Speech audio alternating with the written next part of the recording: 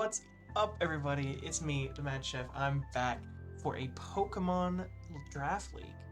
Now, as you can see, this here is not Showdown, and it's not a live. What is it? Scarlet Violet. It's not Scarlet Violet. This is a Pokemon Gen 7 Draft League that I've had the pleasure of joining called the YouTubers Pokemon Association, hosted by Mental Mark, if you don't know him. Channel link down in the description. It has been a lot of fun. We just finished drafting. So today, we are going a draft overview. It was fun. It was very fun. Gen 7 was the first draft league I ever did, so it's been great to get back to my roots on that. All right, without further ado, let us get into it.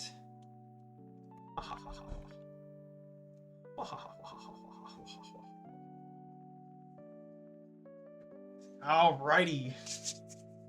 First pick is none other than Landorus Incarnate, nicknamed for the season Big Raga.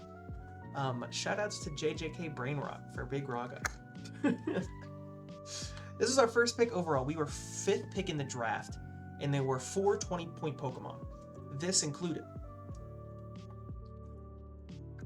There was this, Tapu Lele, Greninja, and Aegislash. Greninja not Battle Bond.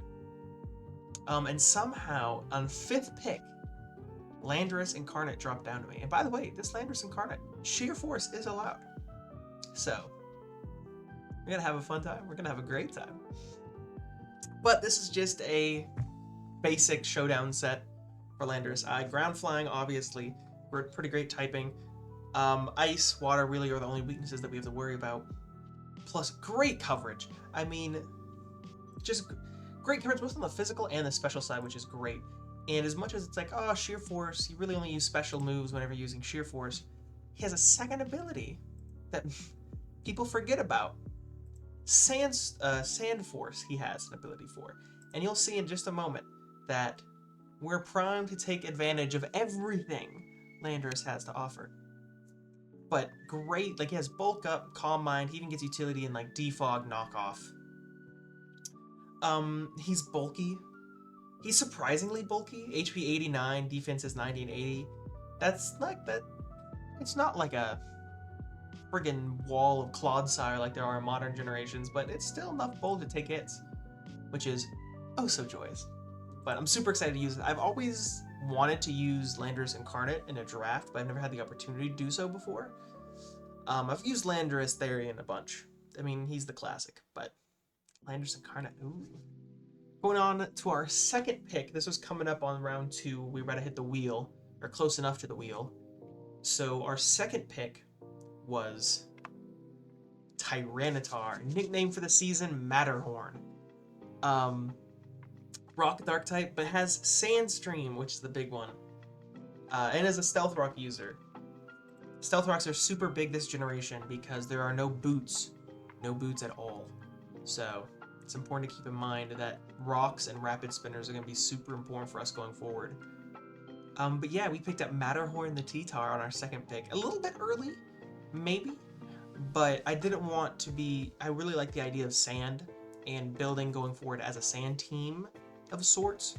Kind of a team that can function with or without sand was the goal. But T-Tar is a super solid Pokemon. It's also just a solid Dark type, especially with Pursuit being legal. And it's just a really good solid Dark type for some of those scarier Psychic type Pokemon. Also, it's just a great Mon in general. Super well-rounded defensively. Has great bulk, 100 HP, 110 defense, and 100 Spadef, which then gets further boosted by the Sandstorm. And a great attack, 134 attack, 95 special attack. It's a little slow, but it is just a great Pokemon. It really can fill any holes we need it to fill in a week, and that's what I like about this Pokemon, is why I really wanted to get my hands on it. Special, physical, if I wanted to do utility with, of course, Stealth Rocks, if I wanted to do Stealth Rock with, like, Toxic and Seismic Toss for a week, if I wanted to do that. It has Taunt to help with Taunt. Has both physical and special setup moves, which is delightful. Yeah, super solid one. I'm super excited to use it. Next, this is coming back down from 1st to 5th. So this was after the wheel had been picked. And our original Pokemon that we wanted to get was Sniped. But luckily, we had a second and real good second pick for if it was sniped ready to go, because it's Latios. So yeah, the original one I wanted was Latios. It's just a little bit harder offensively, but Latios is about the same, a little more bulk, a little less special attack. That's fine. And this guy is nicknamed Foxbat for the season, based on one of the fastest US planes to ever fly, codenamed Foxbat. But I don't know if you see its item, Z moves. For this league, there was Z moves, and you could do point-based captains. You could have up to 30 points total, but nothing, I think it's 15 and below, could actually hold a Z crystal. So you can't do like Z Landorus or something. But that means Latios, because it was actually below and 14 points instead of Latios, who was 17 points, I was actually able to Z crystal it, which is actually a blessing in disguise. So maybe the snipe wasn't that bad after all. But Dragon Psychic type, again, has great SPDF bulk with 130 SPDF, still has a respectable 110 special attack stat, and 110 speed. With Dragon and Psychic, he has a Psychium, I believe it was Psychium Dragon and Psychic. I did dual stabs with the added bonus of, I'm unprofessional, but it's fine. What was the other one I gave it? It was Electric, that's right, for Bulky Waters. Bulky Waters is something we have semi-difficulty breaking, not quite difficulty breaking, but it's just something in this generation to be super aware of, especially with the team we ended up drafting, to make sure we were able to nip a lot of those Bulky Waters in the bud. And so for certain weeks, if I need an electric type nuke, here we go. On to our fourth pick. So again, this is coming back up after waiting many times. It is Sylveon. Sailor Galaxia, the Sylveon. I guess its name is cut off, so I'll have to fix that. But Sailor Galaxia is the Sylveon pick. This is our fairy. This is the second part of our Dragon Fairy Steel Core, which is actually, it's more important in this generation than it ends up being in latter generations. Which is so nice to be back in that Fairy Dragon Steel Core. I don't know what it is about it, but it feels homey. This is a Sylveon. Sylveon does Sylveon things. Wish Passing is an evolution. Moon Blast. Pixelate if I want to do Hyper Voice. Calm Mind has Calm Mind. It has Heal Bell. Gives me screen access as well as, again, like Wish, but also things like Yawn and kind of some of those Disruptor type abilities. But this also can be looked down upon because it also does really well at just cleaning up late games with Hyper Voice or Moon Blast. And just kind of clean stuff up, especially if I wanted to do, I don't know, Quick Attack 1 is now Fairy type for pesky dragons later on to kind of pick off things as they go. Not quite as crazy as Gen 6 Pixelate, but still really good. And again, it's another super bulky Pokemon with 95 HP and 130 SPDF. 65 defense. Defense isn't crazy, but defense is still usable, especially when you have Wish Protect access. But yeah, this was our fourth pick. So we have, our next one finishes up our Steel Dragon Fairy Core. Probably with T-Tar. It's not a huge surprise on what that Pokemon is. It is none other than Gaitan the Excadrill. So, look at this guy. Look at him. Excadrill. Sand Rush, Sand Force, and Mold Breaker. All three wonderful abilities. And the thing I like about Excadrill on this team is it's double ground types. So right now we're dealing with a pretty huge water weakness right now.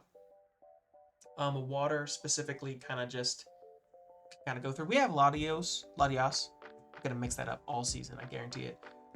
We have Latios, so it's not horrible, but we'll definitely need to patch that up as we keep going.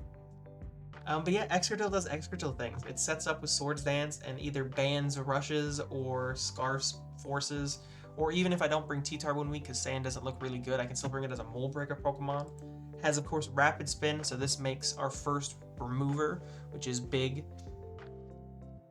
Then, of course, has, like, Swords Dance. Swords Dance has Stealth Rocks, I guess, if I want to bring Stealth Rocks, if I want to bring a bulkier set. But it's that 110 HP, which does help if I want to run some more bulk for a week or not, and then 135 attack with 88 speed, prime for rushing or forcing your way through obstacles. Super excited to use. I haven't used sand in forever, and I always really enjoyed that. So I'm super excited. Next is our 6th pick, and this is Jata the Tangrowth. This is, again, to patch up our water weakness, but also I realized as we were going through my plan, I didn't have a great... There weren't a lot of great grass types on the board that resisted ground. Funny to say, but a lot of the high tiers were like Ferrothorn, Venusaur, Mega Venusaur, or like Kartana. And it's like a lot of those just hit neutral to ground, and especially with T-Tar and Excadrill, I want my bulky grass to like full on resist and swallow earthquakes. And so I thought, hey, there's no better Pokemon to do that than Tangrowth, the regenerating menace. So yeah, this is the bulk monster, Fizzadef bulk monster. This also gives us more Fizdef because we have some special defense monsters in Sylveon and Latias if we need it. But Regenerator, that's really the only move I'm ever going to be running. And then this thing also has knockoff, Leech Seed, Synthesis, Leaf Storm, Pain Split if I want to run it a week. It also gets good coverage with Poison and Rock type moves, as well as Stun Spore and Toxic for statusing. Just a really great mon in general, great for phasing out opponents, but also just for coming in, taking hits, and then getting that chip off for potential late game sweeps with Excadrill or Landorus. And this one is just really hard to break through, especially with the only real weakness on this team to worry about is like, I don't know, fire, maybe? The ice and the flying weakness aren't super problematic just because of T-Tar. T-Tar existing kind of just nullifies that. So, I mean, even fire. T-Tar and Tangrowth work really well together in that regard. Of their weaknesses cover each other really well, and they're both bulky enough to continuously tank hits for each other. So, I'm excited. Look at Tangrowth. Look at it. Yeah. Fun fact, I was gonna pick Tangela at first because I wanted to pick up in this slot instead Gengar, which I didn't end up doing, but I wanted to use Gen 7 Gengar. Not particularly Gen 7, because Gen 7 is when they removed Levitate, which... why? But Gengar is just such a fun Pokemon. But I realized with Sylveon and Latias and our next pick, our special attackers, we weren't hurting for special attackers, and it was better to get a higher tier grass to cover the weaknesses we had. So, is what it is. Moving on to our next pick. Our next pick, we decided to pick up our Mega Pokemon. Mega Blastoise. This thing was criminally undervalued in my opinion at only 10 points on a 20-point board. And this thing is crazy. And rapid spin, I guess. But the big thing is Mega Launcher coming off of a base 135 special attack stat. Especially with the 78 speed, which is not bad, with 120 defense, 115 speed F, and 79 HP. This thing is bulky and will tank you. And of course, we nicknamed this thing Panzermaus, based on the heaviest friggin' tanks you've ever seen in the World Wars. Just huge things. There was one, like Panzermaus, I think V111. That's not how you say it, but that's just how I say it. And it was so heavy that it never actually finished production by the time the war was over. So there's only one of them in existence, and it had actually never seen combat. It's just in a World War II museum, I think. But I think that's pretty funny. But that thing is tons and tons of weight, which is why Blastoise is here. Big old tank, weighs millions of tons. But yeah, you know what Mega Blastoise does. If you're watching this, you know what Mega Blastoise does. All the pulse moves, Water Pulse, Dragon Pulse, Dark Pulse, and Aura Sphere, I believe, is also boosted. That's why I put that on there. But even then, it has great utility in Haze, Fake Out, has Roar as well, and Scald. Lots of good statusing and lots of good phasing options if I decided to run it with its bulk 1 week over its special attack stat 1 week. But again, this also helps with our ice weakness. T-Tar is there, but otherwise we have a quad weakness with Landorus, we have a dragon type, we have a grass type. And our steel type Excadrill doesn't help because he's neutral. So I decided to get this thing because this thing will absolutely threaten out any ice type that it comes across and is tanky enough to tank hits from it through the game. So, yeah. Now we're also, as you can see, we're definitely starting to lean really heavy into our special attackers. So I decided for our fire type, we're finishing up our grass, water, fire core as well. One of the most physically beast Pokemon in the generation as a fire type, Darmanitan. Loco, the Darmanitan. This is here as a belly drum set. Not sure how often I'll be able to use it, especially without boots, because I have a rock weakness. This is the first Pokemon that I'm really going to have to keep in mind. Rocks are doing 25% on switching. Another common set, Scarf Sheer Force. And just running moves to just absolutely nuke things that are on the field. This thing is just a monster when it comes to just coming in and dishing out damage. Belly drum, bulk up, hammer arm, fire punch, even gets it gets normal coverage, obviously, it gets rock type coverage, and it gets a U-turn, which is big. Because at this point, we don't have a lot of momentum switchers. We have Landorus, and now we have Darmanitan. But otherwise, we don't have a whole lot of U-turn, Volt Switch on our team. So, it was nice to have as something that can come in, threaten stuff out, and then force a U-turn to get us more momentum. But something to keep in mind, all the swaps going in and out, this thing is going to take some good rocks damage, which is why we have good rapid spinners. Our next mon, we're starting to get down to points. I think I had 8 points now for the last 2 Pokemon. And I found some good value in those tiers. And so for our next Pokemon, we picked up something which honestly I didn't have eyes on at first, but then I realized kind of fit a lot of our, because we were building a bit of a ground weakness, we were building a bit of an ice weakness, and I didn't want always my Mega to have to come in and take those ice type hits, and obviously Darmanitan's not going to be able to come in and switch in as a wall for ice types. It can force them out, but it's not going to want to keep swapping into like Kyurem Ice Beams, for example. So, to fix that issue, we have on our squad the Justin Man. Cryogonal. Shiny Cryogonal. It looks so dope. Oh my, it looks so good. But Rapid Spin, our last Rapid Spinner and another knockoff user, but also it's just that big special defense stat, and it covers the weaknesses we need it to with 135 Spin F, 80 HP with recovery, as well as Freeze Dry to, again, another Pokemon to help us take out bulky waters in lieu of, spoiler alert, we don't have an electric type. I just didn't see one on the board that was worth it for us and our team picking up what we needed to pick up, so I didn't pick one up. Another remover gets both Defog and Rapid Spin. I don't know why I would ever run. Maybe if someone had a bunch of ghosts, I'll run Defog or Rapid Spin, but otherwise. But again, gets knockoff, gets Haze as a good mon to like phase out Pokemon, gets Toxic. Everything gets Toxic. I'm so used to Gen 9 where barely anything gets Toxic now, and it's like, oh, this thing gets Toxic. It's Gen 7, it gets Toxic. Everything gets Toxic. But it also gets priority in Ice Shard, which I don't know if we'll ever use because our attack set's not that good, but for certain Pokemon it might come in clutch for us, who knows.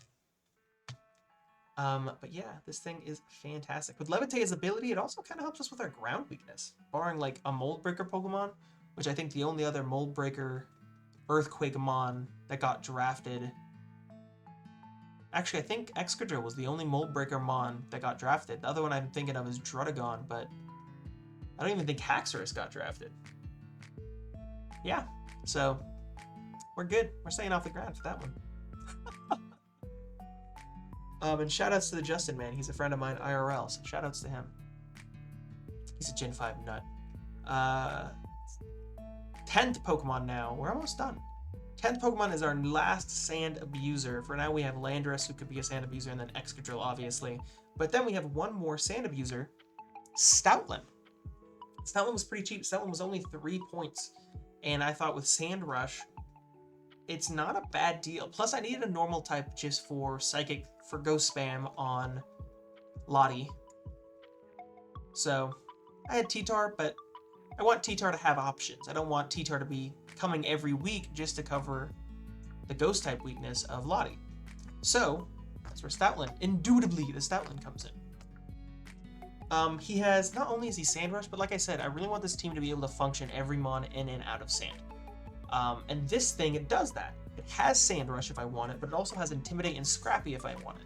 Intimidate is the other big one, because its HP of 85 and defense of 90 is pretty good for an Intimidate Pokemon to come in and take certain hits. Then it gets great coverage. It gets dark coverage, fire coverage, ice coverage, iron coverage, steel coverage, fairy coverage, ghost coverage, ground coverage, water and electric coverage. Then it gets things like yawn, gets pursuit, which is also really big, gets psychic fangs to break screens. It's pretty good. Pretty good, pretty good. It doesn't do a whole lot.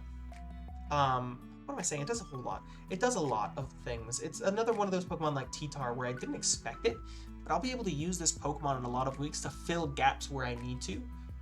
But the speed stat of 80 isn't fantastic, but it's also not horrible. But the 110 attack stat with potential Sand Rush is pretty massive. And then with this, we had one extra point. And the reason I've had one extra point is because, oh, you know what? Before I continue on to that 1 point mon, I don't know if you know, you don't, because I didn't tell you, because I'm dumb, like that, sometimes, a lot of the time, it's fine. But Excadrill is our other Z Crystal user. So, I have on him Ground, Steel, and I believe it was Bug. Yep, and Bug might sound weird, but hear me out. The only thing that can come in reliably on Excadrill's dual stab are grass types. And X-Scissor is his strongest move to hit grass types.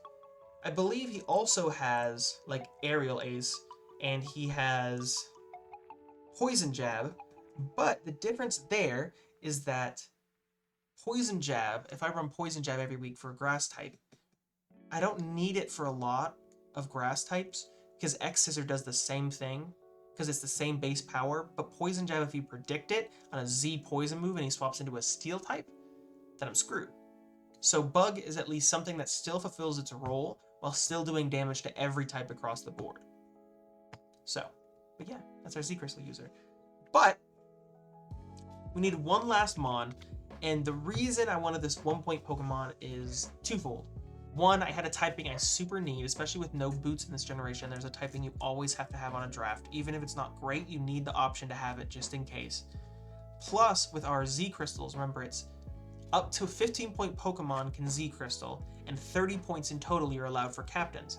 With Latias at 14 and Excadrill at 15, we had a 1 point left for a Z captain. So, what I decided to do is I picked up the best poison type I could see at the time, which was Seviper, at 1 point. Pythor the Seviper. Seviper actually isn't that bad for the value of 1 point. It's a Z Crystal user.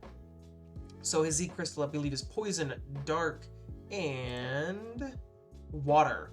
So if I want a big Aqua Tail hit on something, this is just for his own coverage of coming in on ground types and hitting him with a good water type hit. But speaking of coverage, with Water, Dark, Dragon, Ground, and obviously Poison, and there was one more Bug as well. Plus he gets things like Taunt, he gets things like Substitute with Rest, he gets Knockoff, another knockoff user, he gets Haze, he gets Glare as well, and he gets Dragon Tail, and he gets Coil. So this thing is actually a great phaser for 1 point, especially with the fact that it has Shed Skin. And it's a poison type, so it can't be toxic, and even the statuses of burn, if it wants to burn me during coiling, or if it wants to try and paralyze me, I can Shed Skin off and continue to recover with Black Sludge. And its stats actually aren't horrible. 73 HP with 100 in both attacks and 60 in both defenses. It's not horrible. Its bulk isn't fantastic, but as a coil mon with Spadef investment, it'll last enough to get good chip on teams to come in with Landorus, Lottie, Sylveon, Excadrill, Darmanitan, anything on my team, and come in and clean up. So I thought between this and Swalot, who has not great stats and not great utility, I thought this thing was miles and miles better. I've never used a Seviper before. So, with that being said, that is the Crown Point Titans, ready to go for a Gen 7 League. Gen 9 Mon, Gen 7 League. Or Gen 9 Mon on the team thumbnail, or what is it? Team logo for Gen 7. How does that work? I'm not quite sure, but we're here. We're moving. We're schmoving. Yeah, that's the team. I hope you guys like it. I'm super excited to get this league going. Expect uploads. Planned uploads are every Sunday once the league starts going. This one will be uploaded on a what is today? I believe a Tuesday? Here, pull back the veil. This one will be uploaded today. Not a lot of editing needs to go into this one, so. But every Sunday I'm planning for once first battles start. Every Sunday I will be uploading. So. I hope you're excited as I am. And with that being said, I will see y'all in the next video. Bye.